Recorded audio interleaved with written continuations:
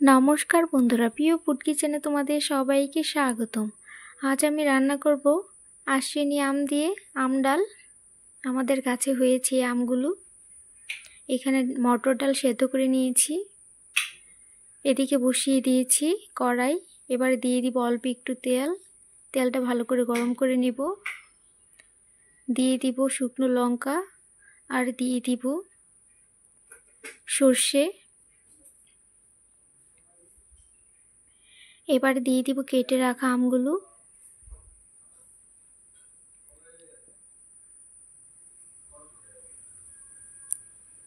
দিয়ে দিব অল্প একটু নুন আর হলুদের গুঁড়ো।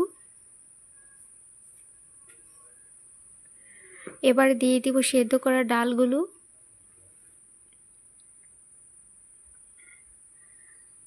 ডালগুলো অনেকটি ঘন, তাই আর একটু জল দিয়ে দিব, হালকা গরম জল।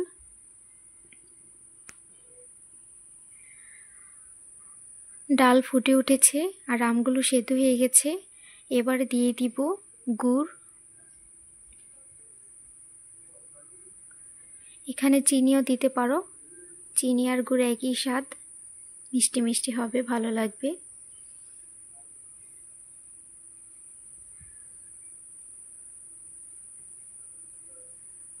ডালটা হয়ে গেছে, এবার নামিয়ে নিব।